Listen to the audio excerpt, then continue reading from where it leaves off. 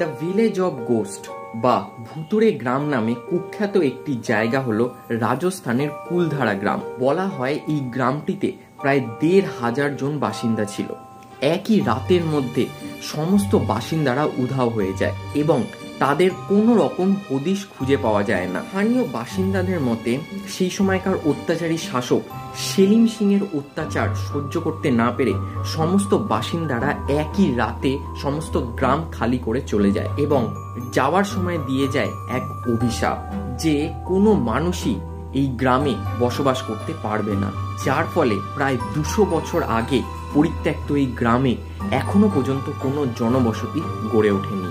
এবার যখনই কোনো ভ্রমণ পিপাসু মানুষরা এই গ্রামে যান তখন তারা বাতাসে একটি ভারিক্য অনুভব করে। মনে হয় তাদের আশেপাশে কিছু অবস্থান করছে এবং তাদের উপস্থিতির জানান দিচ্ছে।